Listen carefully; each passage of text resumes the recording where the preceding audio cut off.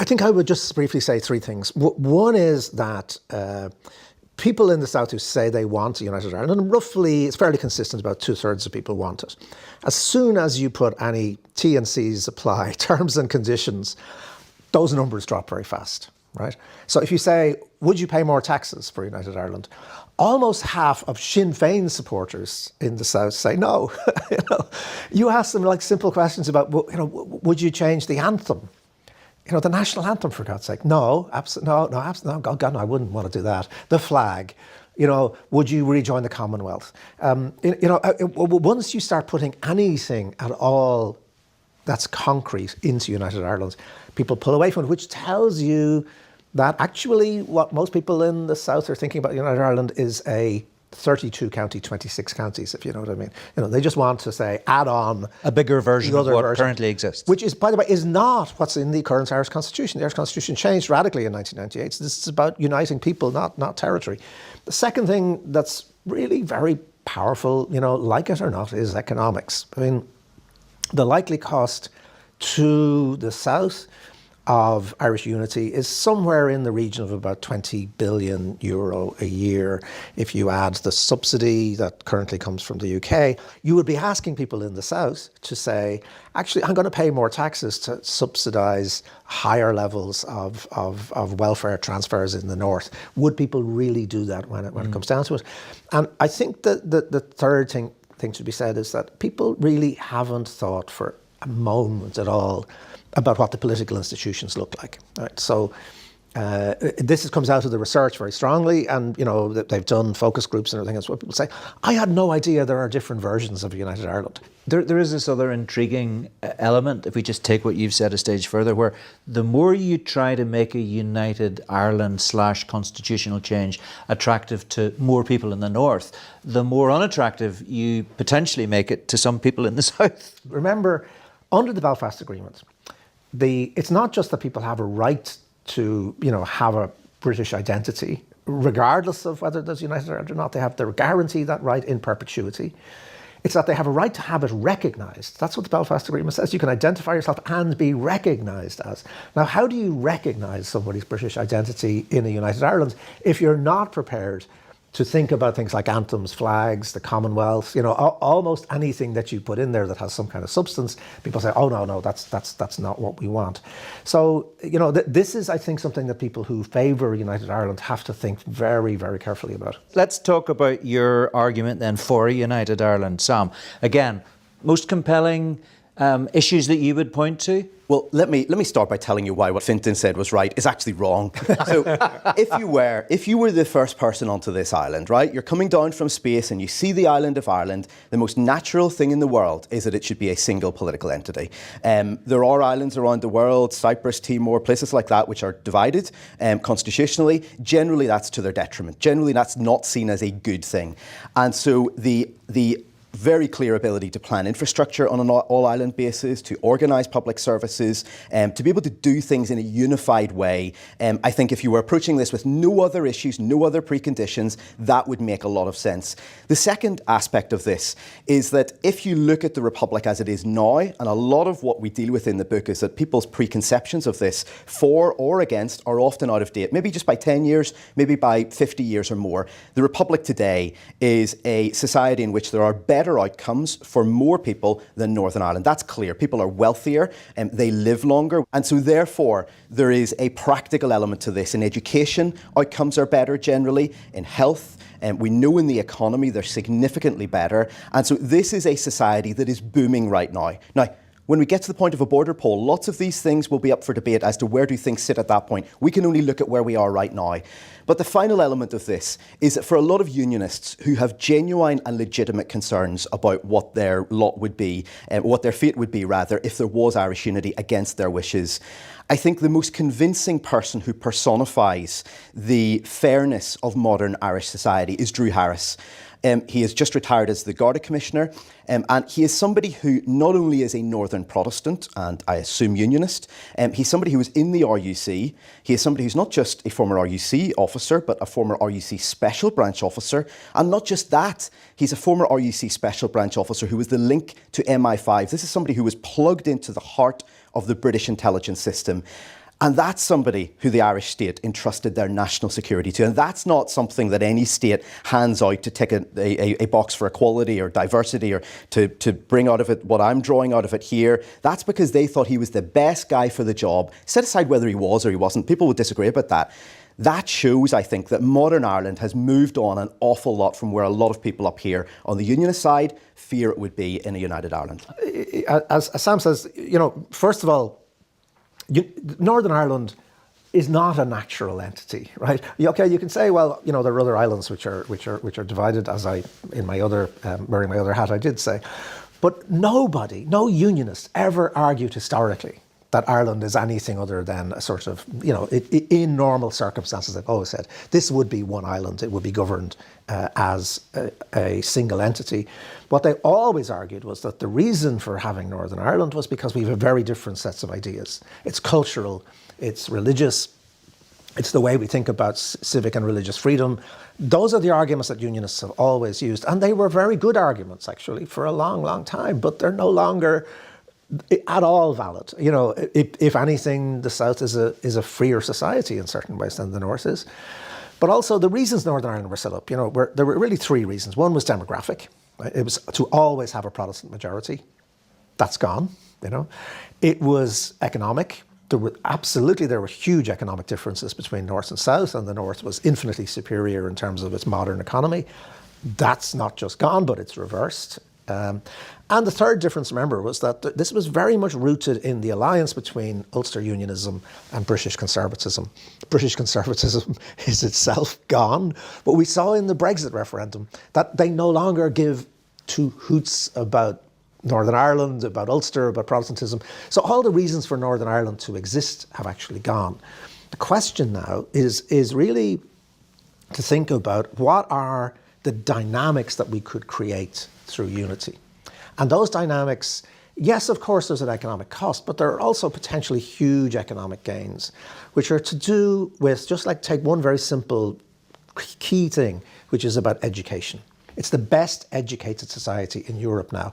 If that could be replicated in Northern Ireland, that alone, in terms of the increase in productivity and the consequent economic benefits, would really be something that would benefit everybody on the islands. You say the case for a united Ireland is highly problematic if unification is an event rather than a process. What do you mean by that? So if we think about it as a big bang, we just call a border poll, have it, it's 50% plus one, and it's united Ireland tomorrow, I think there's no question. I think any objective analyst would say this is really problematic because you haven't thought through so many things as we've been talking about. But also, if you think about, say, the economic consequences as only going one way, this is the cost, and you don't include the potential for the whole to be greater than the sum of the parts. What we know just economically is that actually the politics changes the economics. We know that the Belfast Agreement, for example, had a huge effect on cross-border trade, massive increases that have happened. We know that Brexit has had huge increases in cross-border trade. We know that the potential for a more integrated all-Ireland economy is there objectively, right? This isn't just propaganda. We see that if the political circumstances are good, this can actually create more wealth, more jobs, and then therefore more taxes. So yes, you can talk about having to raise taxes, but you can also talk about having a bigger economy and having one that's actually able to afford these things. So if you think about it as a dynamic prospect, you can also think about the fact that yes, in my arguments against United Ireland, I say that the South has performed very poorly, actually, in integrating its own healthcare service, for example, or integrating its own democracy, very poor local democracy. Or you can go through a number of things that are very poor. But then you can also say, how exciting would the opportunity be for all of us to sit down and say, we each have problems and failures. We each have systems, like it used to be the case, for example, with the healthcare system in the North, that even the most fervent Irish nationalist would say, I wish we had the North's healthcare system. And Northern Unionists would say, well, the reason you can never have United Ireland is because our NHS is so superior. Now, sadly, both systems are actually very poor in terms of access, particularly for people who don't have money. Both of them are poorly organised. The benefits of an integrated all-island healthcare system, which is redesigned and thought through to be rational, to be efficient, and to be socially just, would be huge for everybody. So you have to integrate into your thinking about this the idea that this would be a moment of extraordinary possibility in which the energy which has often been lacking on both sides of the border to actually deal with chronic institutional problems would be unleashed. And therefore, I think, would give people a sense of renewed possibility and the energy to say we have to deal with these things now. And now we have a new horizon, a new set of circumstances in which we can do that. Sam, a brief response on that argument? Telling him why he's wrong. Well, why not? Well, I think that if you look at this at its simplest, the border is a very messy compromise. We know that it was at the time, it is now, it will be if it exists in 50 years' time. But we can't make the world as we want it to be. It is what it is, it's there, we have to try to work out, is it going to be better if we get rid of it, or is it going to be worse? And for me, there are a series of potential difficulties around this. One is that if you look at this from its simplest, the nature of, for instance, the NHS, which Fintan is absolutely correct about, massive problems, we all know that. And yet, when you look at the survey data in Northern Ireland, 8 out of 10 people who use the NHS have a positive experience. So most of us, when we go to our doctor, when we have to go to hospital, whatever it is, we think it's a system that works well for us, even though we know that it's failing other people. We also have good reason to believe that it's going to be fixed. It's almost a national religion across Britain. This is something that no government can afford not to take seriously. It has to be something that at some point is resolved. And maybe things like AI, maybe things that are not yet invented will help to fix that. But there's a good political imperative to doing that. But I think that if you look at this more broadly, historically, the real imperative here for nationalists in Northern Ireland to get out of the Union was that they weren't getting a fair crack of the whip. They were discriminated against. They saw this as a society that was set up against them, where they hadn't the same chances as their Unionist or Protestant neighbours. And that has quite simply gone. It's not that there isn't discrimination. There is discrimination in every society, but it is no longer structural. And Gerry Adams several years ago said that the Orange State has gone. It's dead and buried, I think was his phrase. He was correct. But if he is correct, that reframes the question, because if it's gone, if Michelle O'Neill can be First Minister, if anybody can get to any point in Northern Irish life, to the very pinnacle of their career, why is it such an urgent thing to get rid of this line on a map that doesn't really mean very much to most people? People can be thoroughly Irish here, they can move seamlessly across the border, they can trade across the border, they can fall in love across the border, they can travel back and forth. If there is the possibility that removing that almost invisible line would result in violence, or even, short of violence, massive economic disruption, massive societal disruption, at what point do we say that's too much disruption to bear for this limited potential good? It touches, I suppose, to an extent, the point you've just made on the idea of reversibility. If there was to be a border poll in 5 years' time or 10 years' time, and the result of that was for no change, that does not mean there would not be another border poll, and it doesn't mean that the case for change wouldn't continue to be made by those who feel passionately about it. You do get a sense, and I think you both touch on this, that if the vote was for constitutional change and for Irish reunification, that would be it, and it would be almost impossible to reinstitute partition. I think that's absolutely true, and it's one reason why whatever side of this you tend to instinctively fall down on, you have to take this really seriously, right? From a negative point of view, if this is badly botched at its birth, it gets very hard to catch up with that. We know that from history. How things begin tends to determine a lot of how they develop.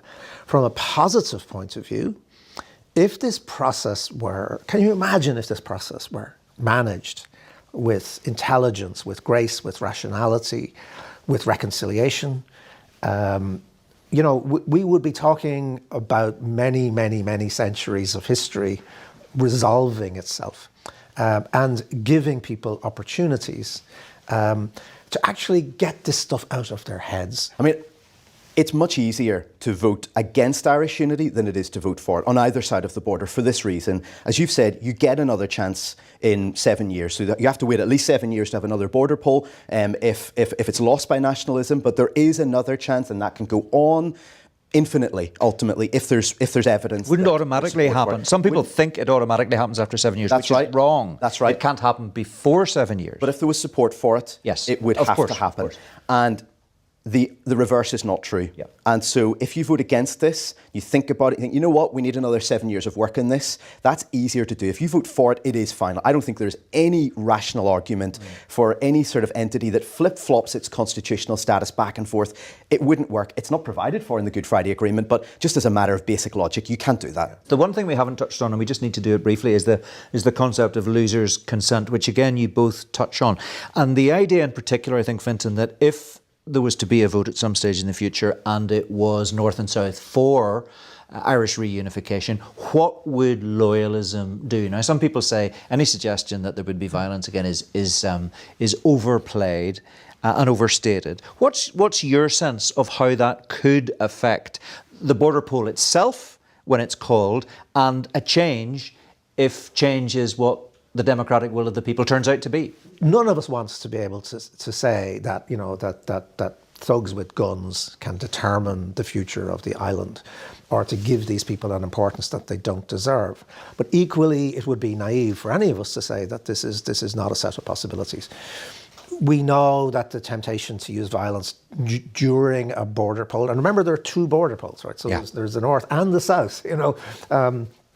And you know what happens in the South in a way is just as much up in the air, I would suggest, as what happens in the North. And we know that violence can change people's views. It can make them very, very frightened.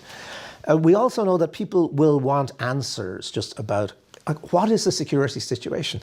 Like, on day 2 after the border poll, who's policing the Shankill Road? I mean, the current view of most people in the South is they want one set of institutions. They don't want 2 police forces. They don't want any separation. So, you know, is the Garda Síochána going to be going down the Shankill Road in the weeks and months after United Ireland? This stuff needs to be thought through. Sam? The most terrifying thing, I think, when I was writing this book was discovering that there are about double the number of loyalist paramilitaries based on the last PSNI MI5 security assessment as there are members of the Irish Army. I mean, that is really scary. It's not to compare like with like. Of course, some of these people are probably completely useless in a fight, but that's not the point. The point is that there is already, in peacetime supposedly, a structure sitting there that hasn't been dismantled. Our politicians have failed to do this, the police have failed to do this, and meanwhile the Irish state has got defence forces that are farcically ill-equipped for this. I mean, at the time of writing, there were 3 Irish naval vessels. One of them could go to sea. At that point, it didn't have a working gun. And so if you're serious about this, take it seriously. A lot of people pay lip service to this. Let's have a border poll by 2030. That's easy. It's a lot harder to do the work for it.